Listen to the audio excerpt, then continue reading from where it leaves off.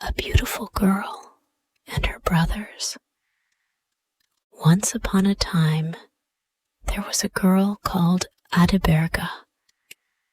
She was very beautiful, and everybody loved her. Adiberga's father was dead, and she lived with her mother and her 4 older brothers. She worked hard in the house. She fetched the water, cooked the food, and cleaned the compound. One day, Adiberga's mother said to her oldest son, "You are a man now. You must find a wife and marry her." "I don't want a wife," the oldest son said. "My sister, Adiberga, looks after me." The next day, Adiberga's mother said, "Please, my son, don't wait any longer. Go out and look for a wife." "Where can I find a wife?" her son answered her.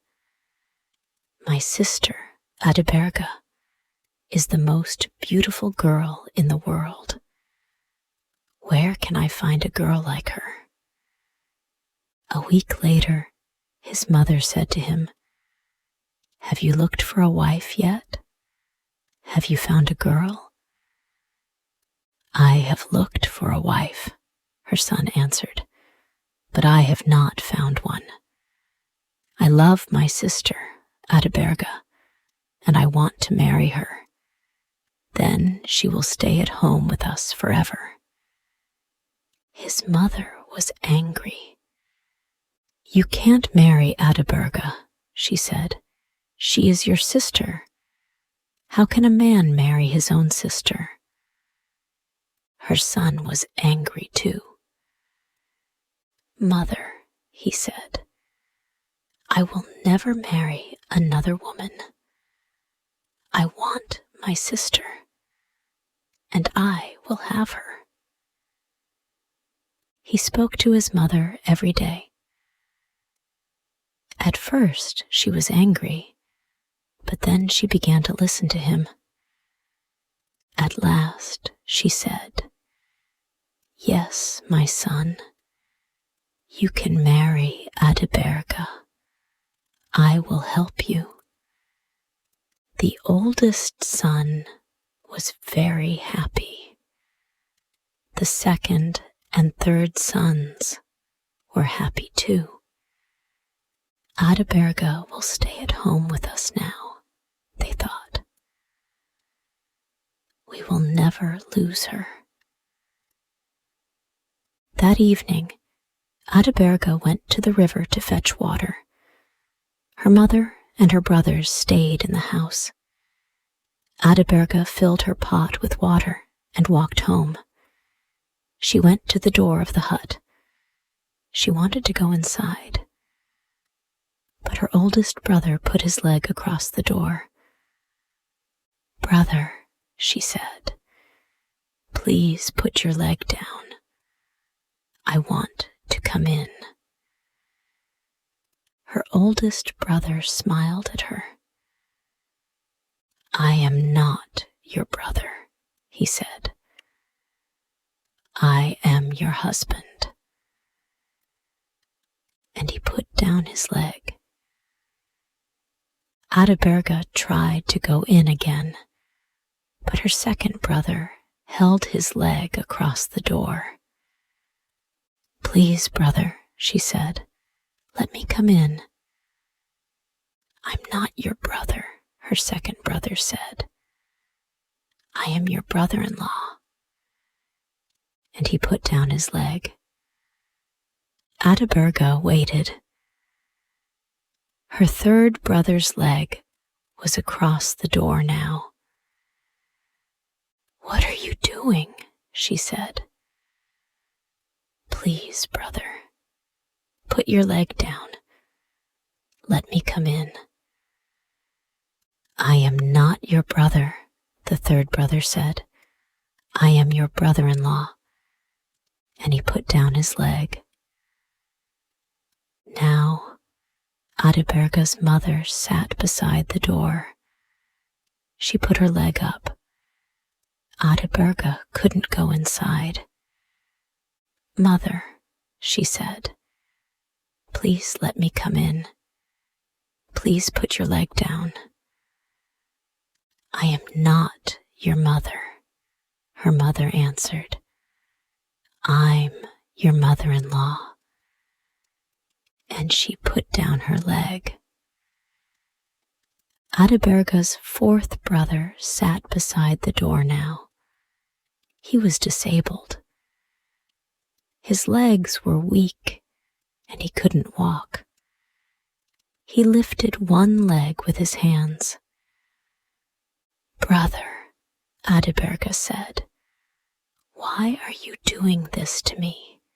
Please, let me come in." Her fourth brother put down his leg. "Yes, dear sister, you can come in," he said. The next evening, Adiberga went to the river again. When she came home, her family was together in the hut. Again, they lifted their legs against her. Again, her fourth brother let her come in. They did this every day, week after week. One day, Adiberga's fourth brother said to her, "Dear Adiberga, I want to go to the toilet. Please carry me outside." So Adiberga picked up her brother and carried him out to the fields. She stopped beside a field of teff. "Don't stop here," her brother said. "I can't use this place. The teff will become dirty." So Adiberga carried him on. They came to a field of sorghum. "Not here," said her brother. "The sorghum is for our food. I don't want to make it dirty." Adiberga carried him far away to a place full of trees. "Put me down here," her brother said, "and sit beside me. Listen, I don't need to go to the toilet. I brought you here because I want to talk to you. Our mother and brothers have a plan for you. Tomorrow, they are going to give you to our oldest brother. They want you to marry him." Adiberga was very unhappy. "What?" she cried. "My brother wants to marry me? But I can't marry my own brother. It's a wicked thing to do." "I agree," her youngest brother said, "but they will try to force you. My dear sister, you must run away. Go now." "But where can I go?" Adiberga said. There were tears in her eyes now. "Who will help me?" "God will help you," her brother said. "Be strong. Go." So Adiberga ran away. She ran and ran over the fields, up the mountains, and down into the valleys. At last, she came to a big river. "I can't cross this river," she thought. "It's too deep. I must stay here." There was a big tree near the river. "I'll climb the tree," Adiberga thought.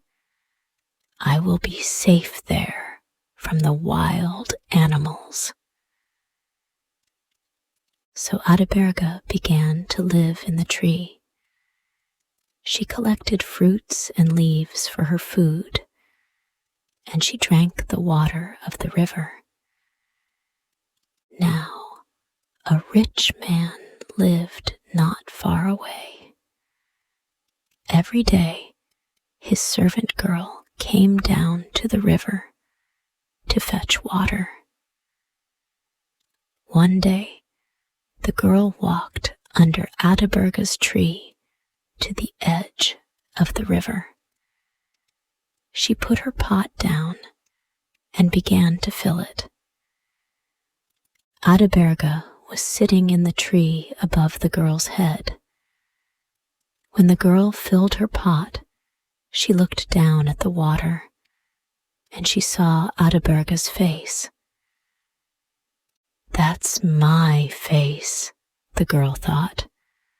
"Oh, how beautiful I am."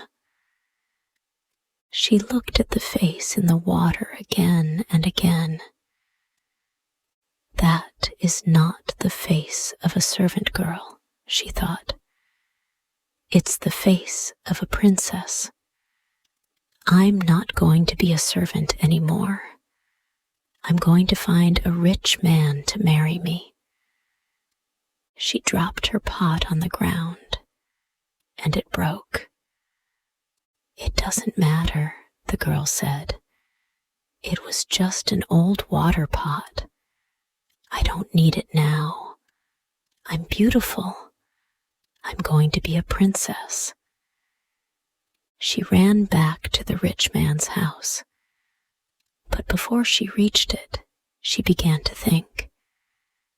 "I broke my master's pot," she thought, "and he is waiting for his bath. He will be angry with me.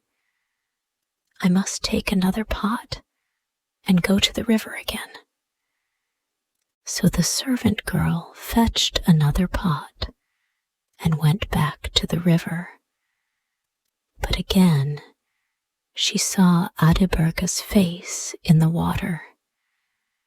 "It's true," she cried. "I am the most beautiful girl in the world." She dropped the second pot, and it broke too. Then Adiberga spat on the girl from the tree. The girl looked up and saw her. "Oh," she said, "I am not beautiful at all. The face in the water was not mine. It belongs to the girl in the tree. I will tell my master. I have broken 2 of his pots, but when he sees this girl, he will not be angry with me." So the servant girl ran home to her master. "Master," she said, "I saw a girl in a tree beside the river today. She was as beautiful as Saint Mary. She is the most beautiful girl in the world. I was very surprised, and I broke your water pots." "Don't worry about the water pots," the rich man said. "Where is this girl? I want to see her." "Come to the river with me," the girl said. "I will show you." So the rich man followed the girl to the river. He stood under the tree and looked up. He saw Adiberga. "My servant was right," he thought. "This is the most beautiful girl in the world, and I want to marry her." "Beautiful girl," he said, "why are you hiding in the tree? Have you done something wicked? Does your family want to punish you?" Adiberga didn't answer. She said nothing. The rich man turned to his servant. "Go back to my house," he said. "Bring me my spear and 2 carpets." The girl ran home. She came back again quickly with the carpets and the spear. The rich man stood the spear in the ground. The sharp point of it was below Adiberga. He put one carpet on one side of the spear and the other carpet on the other side. Then he spoke to Adiberga. "Jump down from the tree," he said. "Perhaps you are a bad girl. Perhaps you did something wrong, and your family is angry with you. Is that why you ran away? Is that why you are hiding up there in the tree? If that is the reason, you will fall on the spear. But perhaps you are a good girl. Perhaps someone tried to hurt you, and you ran away to save your life. Is that why you are hiding in the tree? If that is the reason, you will fall on the carpet." So Adiberga jumped down from the tree. She fell on the carpet, and the rich man picked her up. "Marry me," he said. So Adiberga married him. Now a new life began for Adiberga. She was the wife of a rich man. She lived in a big house, and she had many servants. She forgot about her mother and her brothers. She was happy. But Adiberga's fourth brother did not forget his sister. He left his mother's house, and he began to travel everywhere. He was looking for Adiberga. It was very hard for Adiberga's brother. He could not use his legs, but only his arms. He needed other people to help him. One day, he came to the rich man's house. He sat outside under a tree. Adiberga's servants saw him. They ran to Adiberga. "There is a man outside your house, under the tree," they said. "His face is like your face. His eyes and his nose, his mouth and his hair, they are all like yours. Is he a relative? Does he come from your family?" "I have no relatives," Adiberga said. "I have only one brother, and he is disabled. Go and look at the man again. If he is disabled and cannot walk, come and tell me." The servants hurried out to the tree again. Soon they came back to Adiberga. "He looks like you," they all said. "His hair, his eyes, his teeth. But is he disabled?" Adiberga said. "Can he walk?" Her servants looked at each other. "We don't know," they said at last. "He was sitting on the ground. We didn't see his legs."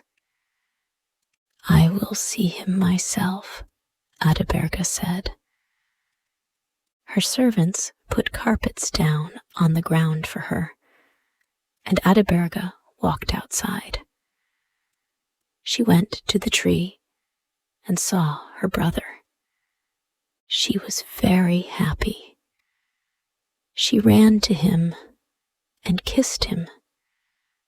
"Oh, my dear, dear brother," she said. "Come into the house. You are tired and hungry. You must rest, and I will make a delicious meal for you to eat." She took her brother inside. She washed his feet and gave him the finest food to eat and tetch to drink. Her brother finished his meal at last. "Now," said Adiberga, "you must listen to me. My husband is not here tonight, but he will come home tomorrow. He is a good man, but he likes to trick people.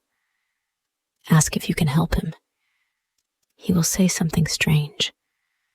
Perhaps he will say, 'Kill my cattle.' do it. Look after the cattle for him. Or perhaps he will say, take my cattle to the desert. Don't let them drink water. Then you must take them to the river and let them eat and drink. Listen carefully to his words and do the opposite. The next day, Adiberga's husband came home. My brother is here, Adiberga said. He wants to help you. Ah, said her husband, that is good. He can take the cattle up to the mountain and push them over the cliff. Adiberga's brother smiled at her. Good, he said. I will do that. The next morning, he went out with the rich man's herdsmen. He took the cattle to the valley, and they ate the good green grass. That evening, the rich man was happy with his brother-in-law. He went to his box and took out some hairs from a sheep, some hairs from a goat, some hairs from a cow, a mule, and a horse. He put them in a sack and gave them to Adiberga's brother. He gave him a stick, too. Go home, he said. Take this sack with you. When you reach your house, beat the sack with the stick. Goodbye, dear brother. May God go with you, Adiberga said. So Adiberga's brother went home.